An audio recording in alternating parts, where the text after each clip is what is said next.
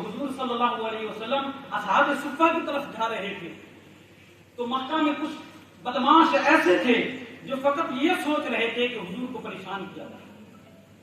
جب حضور صلی اللہ علیہ وسلم جا رہے تھے تو انہوں نے حضور کے ساتھ مذاق کرنا شروع کر دیا گلی میں, اور پھر مذاق کی انتہا یہاں تک پہنچی کہ ایک پتھر اٹھا کر حضور کی پیشانی پہ مار دیا, اور حضور صلی اللہ علیہ وسلم کے آس پاس زخم ہو گیا اور خون بہنے لگا.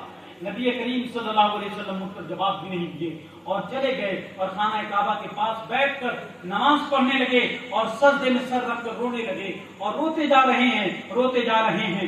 جب حضرت حمزہ کے بارے میں آتا ہے کہ وہ بڑے ہٹے کٹے تھے اور بڑا طاقت تھا ان کو, اور وہ ایک جنگل سے شکار کر کر آئے. جب وہ جنگل سے شکار کر آتے اور شکار کر لیتے تو وہ بڑے ایٹیٹیوڈ کے ساتھ آتے اور یوں لگتا تھا کہ ہاں آج شکار کر کر آئے ہیں. جب وہ آ رہے تھے تو عورتوں نے آپس میں بات کیا, ارے بتاؤ تو صحیح, اس کے بھتیجے کو مار کر خون بہا دیا گیا اور یہ اس طریقے سے چل رہا ہے جیسے کہ اس کے اندر کتنی گھمنڈ ہو, جیسے کہ یہ جا کر اس سے بدلہ لے لیا ہو. جب حضرت حمزہ نے سنا تو وہ عورت کے پاس جا کر کہنے لگے, تم نے کیا کہا تم نے کہ میرے بھتیجے کو مارا ہے, کس نے مارا ہے ذرا بتا تو صحیح. وہ عورت کہنے لگی, تجھے پتا نہیں تیرے بھتیجے کو کس نے مارا ہے؟ کہا نہیں مجھے پتا نہیں. تو کہا تیرے بھتیجے کو ابو جہل نے مارا ہے, جاؤ اس سے بدلہ لے لو. پھر اس کے بعد حضور صلی اللہ علیہ وسلم کے پاس نہ جاتے ہوئے وہ ابو لہب کا پتہ پوچھنے لگے اور کہنے لگے کہ ابو لہب کدھر ہے, ابو جہل کدھر ہے. تو اس کے بعد وہ ابو جہل کا پتہ معلوم کیا, معلوم چلا کہ وہ اپنے گھر پر ہے.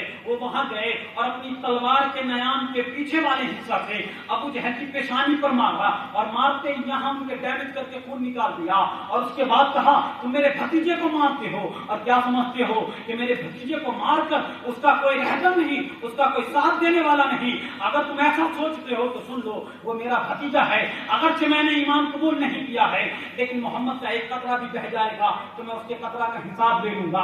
اس کے بعد اس کے چچا آنے کے بعد پورے علاقے میں معلوم کرنے لگے کہ میرے بھتیجے کدھر ہیں, ان کو مارا گیا ہے, میں اسے دیکھ نہیں رہا ہوں. اپنے گھر گئے, ان کے گھر گئے, معلوم کیا کہ میرے بھتیجے کہاں ہیں. پتا چلا کہ وہ تو خانہ کعبہ کے پاس ہے اور نماز پڑھ رہے ہیں. حضرت حمزہ جاتے ہیں, جانے کے بعد دیکھتے ہیں دور سے کہ نبی کریم صلی اللہ علیہ وآلہ وسلم سجدہ ریز ہیں, اور حضرت حمزہ کو یہ معلوم نہ تھا کہ سجدہ میں نبی کریم صلی اللہ علیہ وآلہ وسلم رو رہے ہیں.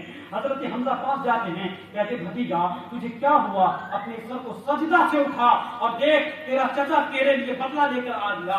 لیکن نبی کریم صلی اللہ علیہ وسلم ہچکی دے کر رونے لگے. تو حضرت حمزہ کو پتا چل گیا کہ میرا بھتیجا رو رہا ہے. کہنے لگا, بھتیجا تو رو کیوں رہا ہے, اپنے سر کو سجدہ سے کیوں نہیں اٹھاتا؟ پھر نبی کریم صلی اللہ علیہ وسلم سجدہ سے سر کو نہ اٹھایا.